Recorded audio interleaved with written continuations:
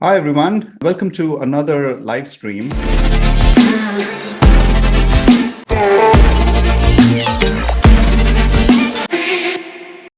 Today, I have a really special person who's going to come and talk to us about a number of things.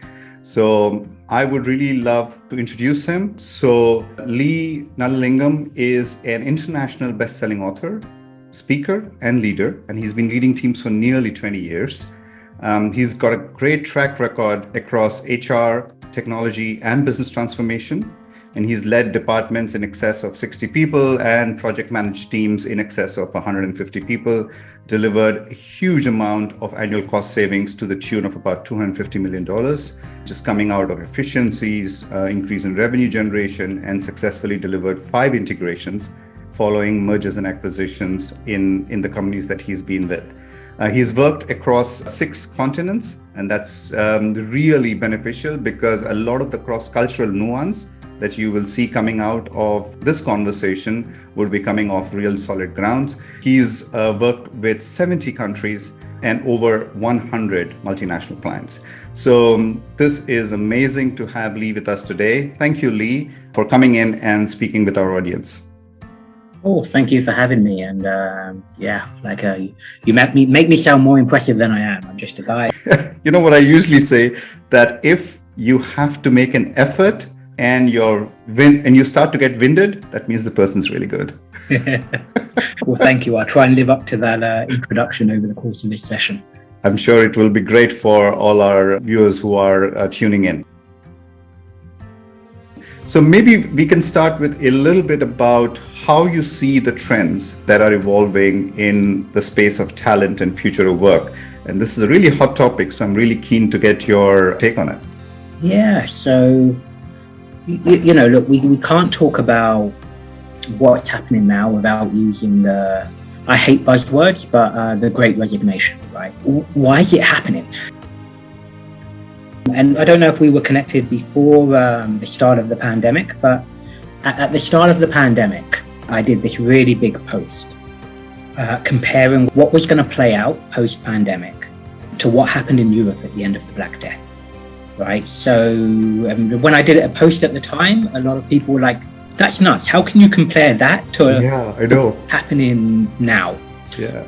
But just bear with me as I walk through the analogy. So what happened is obviously Black Death, terrible. 50% of Europe's population wiped out. Fortunately, COVID was not that severe, so great news. Although obviously, if people were affected by it, it's obviously still not great for them. So wishes with them and so on. But what happened back then was there was a system of hierarchy. Obviously, there wasn't really proper businesses back then, but there was this concept of the serf. And so in Europe, it was quite common that you had your king or your queen, you had your landowners, and then you basically had everyone else. And they just worked on the land, and their job was to plow the fields, make, whatever. They were allowed to keep a very small amount. And then the rest went to the landowner who sold it for money or whatever. And, that's the way that society was structured. What happened, and if you look at the socioeconomic status or the way, who had the money and the wealth at that time, Western Europe was poor, which is very hard for us to now grasp in the we now live in. But Britain was a backwater. France was not France or whatever. The wealth was the Roman Empire disintegrated, and then you had what was then it broke into the Western Empire and the Eastern Empire. The Western Empire completely fell away, and then you had what became Byzantium and whatever else, and that was where the wealth was. And fast forward 200, 300 years after the Black Death, and it was completely reversed, and Western Europe won everything. And part of the crux of this is how the countries decided to operate in the post-Black Death world. So what happened was, because 50% of the population disappeared, all of a sudden there weren't enough workers to work the land. And so what happened in the UK primarily led the way, and then France and a few other Western countries also followed suit, was there was workers' revolts. Because what happened was this landowner started offering, instead of just giving me and my family enough money, they were like, actually, we'll give you extra food. Like, I don't have enough workers, come work for us. I'll give you better conditions. And this happened all around Europe. And There were revolts, and the landowners tried to crush the rebellions and so on. And basically Europe split into two as to how they approached this. The traditional leading empires of Byzantium and Eastern Europe and so on crushed the revolts and forced everyone to go back to how things were. Mm-hmm. Mm-hmm. Western Europe, on the other hand, went, yeah, okay, we kind of get it. And then you fast forward what happened over the next few hundred years and the amount of innovation that took place and so on. And as a result of that, there was only one winner, and it was Western Europe. Western Europe called up by like the 15th, century or so on, and by the end it, gone way ahead. And so I did this post a couple of years ago and said that's what's going to happen again now. Obviously, hopefully without 50% of the population dying. But what's going to happen is that organizations are going to be faced with a choice of going back to how things were or accepting the new reality and adapting. And that's what we're seeing play out at the moment with this great resignation. We are seeing that talent have now realized, hold on a minute, we've got a choice here. I don't have to go now. My employer may force me to come to the office 9 to 5 and I have to spend 2 hours commuting every day again. And, I can't now pick my kids up from school in that 15-minute break in between, meetings or so on. Or I can go work for this company over here that are actually offering me flexible working. And that's really what we're seeing play out here.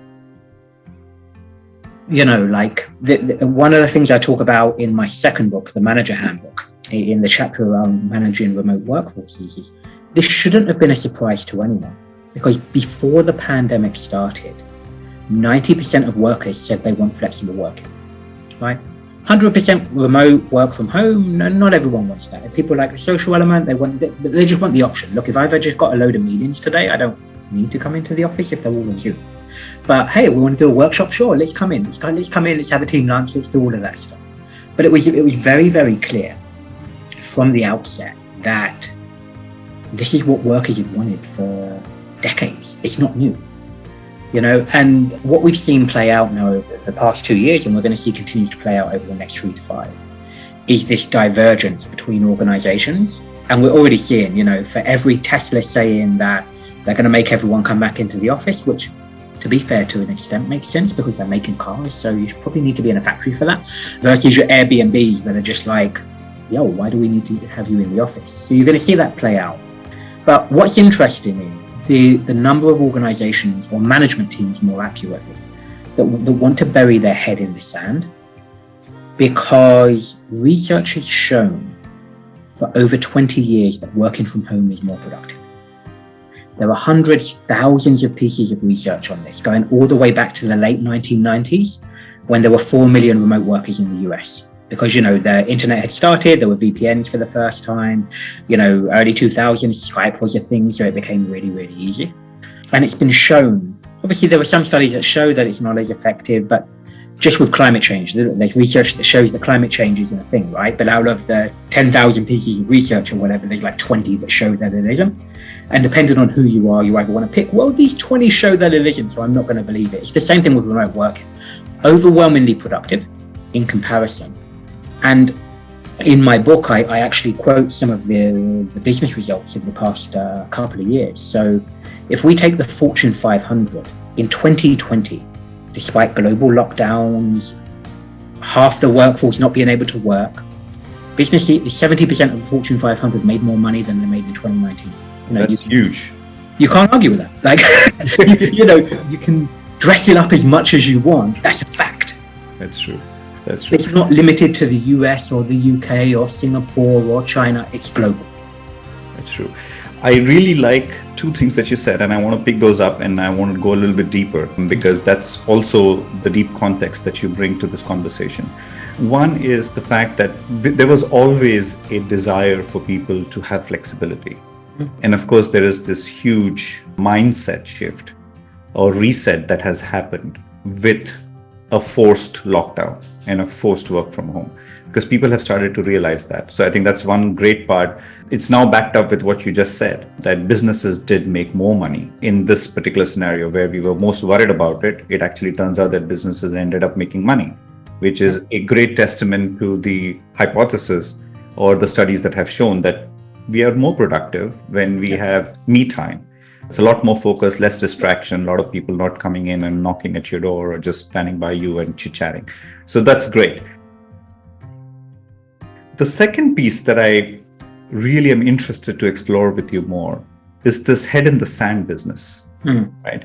Because this mindset is really hard for managers, because managers tend to believe, and this is a belief system that has come in over the generations, that managers are paid to manage, and the way to manage is to control, right? Now, it's true. In a certain way, they are providing discipline, they are providing structure, they are providing guidance, clarity, purpose, all of those granted.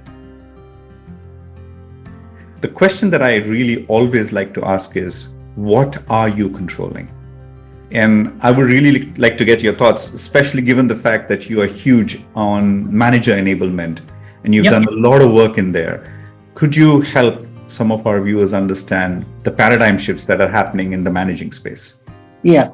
So, fundamentally, it comes down to the way I articulate this best is, let's take an accountant, just a generic job that anyone can relate to. May not know how to calculate the accounts, but they know roughly what an accountant does. Do you pay your accountant to sit at a desk for 8 hours a day and calculate the numbers, or do you pay them to prepare the accounts? Therefore, does it matter if it takes them 160 hours, 40-hour work weeks, 160 hours a month to prepare the accounts, or, do you celebrate them because they can do it in 20, right? But if they can do it in 20, and this is where it comes down to manager capability, and we'll talk about this in a little bit as well, just a lot of managers not having the required capability to actually manage, because managers are not promoted on their ability, or hired or promoted into management on their ability to manage. They're recognized as great individual contributors, and they're like, great, you're in charge. And what makes someone a great individual contributor is their ability to do it well themselves, not necessarily to coach a load of other people, right? Which is why if you look at sport, for example, how many great, there's a reason Sachin Tendulkar has never been an effective cricket coach, right? Because, to be fair, what makes him absolutely amazing, he can't teach that. That's true. That's true. Right? And the same thing for so many other sports. I'm using cricket because obviously I'm talking to you, but, it's the same thing. Like, there's a Zinedine Zidane in football, for example, or Pep Guardiola, but those are exceptions to the rule. You take a Jose Mourinho or a Jurgen Klopp, they didn't play the sport at a high level. Nor did Arsene Wenger, or, the ability to coach is not dependent on your ability to be a great executor. So there's that kind of shift, and then it's tying it into, why do you hire people? Is it to deliver outcomes, or is it to deliver people to just spend time at desk? And I summarize some of this in my book as the debate around job versus career as well, for individuals and how they look at what they do. And ultimately, the best organizations are ones that understand they pay for output, not input. And one of the best examples of this is actually Henry Ford. Because people think this is a modern problem. This is not a modern problem, as we just discussed. They were discussing this at the time of the Black Death. This is a problem that's really easy to solve for centuries. But for centuries, 90% of folks, they have a selfish, in my book, I speak about the principle of shifting from I want to I can provide. Yeah, the servant leadership model. Absolutely. And look, within that doesn't mean, people think that means you bend over backwards and you give into anything. That's not the case. But, what are you offering in return? And so Henry Ford, you don't think about the early 1900s as a time of great employee experience and worker rights. Henry Ford built his organization on paying his people more to work less. When he did that at the time, the average wage for a car manufacturer, factory worker person was, I think, $2.50 a day. And he decided to pay them $5 a day. And it was traditional for people to work in 2 shifts of 12 hours. And he decided to pay them $5 a day, but have everyone only work in shifts of 8 hours. So it actually increased his cost base, more workers, but they all worked only 8 hours a day in 3 separate shifts. And the result of that is everyone knows Henry Ford's name, and no one knows the names of very, very few other. At the time, there was thousands and thousands. It's a bit like now with blockchain, or in the early 2000s with internet. There were all of these thousands of companies that no one's ever heard of. Yeah, but the ones you've heard of. And it was put in that principle of output. He would pay his people more to work slightly less hours, but the reason for that was that the quality of work done in that time was significantly better. As a result of paying twice as much as anyone else, he had his pick of talent. You know, like the people that didn't work for him were the ones who weren't good enough and they want to work for everyone else. You know, and that's really the fundamental shift in management that we're going through now. Again, is we have a lot of people who've been promoted on their ability to do, but they lack the business or commercial understanding to, you know, understand a very basic principle. I think it's Richard Branson who says it best. He's like, everyone now wants to talk about being customer centric. But do you think your employees are going to look after your customers if they're not well treated? It's true. Right? If you don't treat your people well, the good talent will leave because the good talent has options.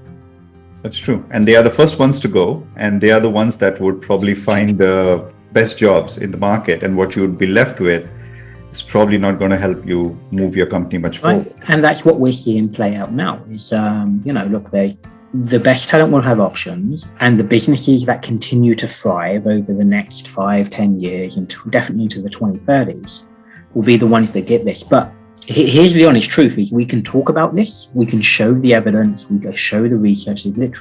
This isn't a COVID problem. Let's say 20 years of research before COVID to prove this was going to happen if we move to this model of work.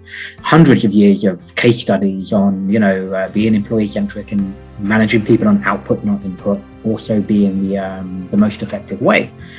The organizations that adapt will thrive, but for most, what this has really done though, there was a CNBC piece of research, I think it was earlier this year, which showed that for every one employee that wants to go back to the office, 3 managers want their people back in the office. Yeah. Right? And honestly, what's happened, and this makes me unpopular when I say this to a room of senior leaders a lot of the time, is a lot of the managers are being found out, and leaders, because most of our leaders aren't leaders. They may have a leadership title, but the truth is they're managers. Yeah. Right? And there's always this confusion. I've got a title, therefore I'm a leader. No, being a leader is a lot more than a job title. Is that they're not doing anything. They're not providing any value. So what's happened in this current world is they've realized, hold on a minute, people are going to start to realize my team are delivering results and I'm not actually providing any value.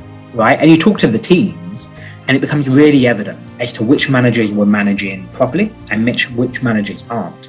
And it's not about tracking tasks and making sure they're at the office for certain hours and improving annual leave. It's spending all of the time on coaching, on development, on, you know, the things that managers are supposed to do. Those are the unquantifiable to a lot, but the teams know which ones are doing it. True. I think there has been a significant shift in expectations. And I think we can attribute that to a number of different things. We can attribute it to the pandemic. We can attribute it to remote, hybrid, asynchronous working. We can also attribute it to a shift in the way that the multi-generational workforce is moving. And so the generations which are now entering the workforce, or which are now probably just at the cusp of being a manager, have very different expectations.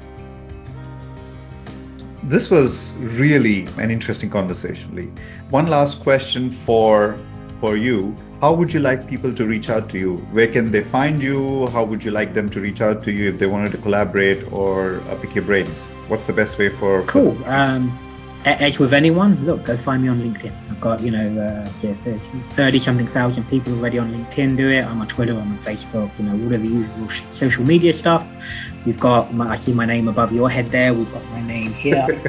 We can just go find me, pop me a note. You can follow my content, LeeNallalingham.com. There's 240-something articles for free, no charge, that you can read. I'm on Amazon with books and so on, but yeah, just go find me. I'm easy to find if someone wants to find me.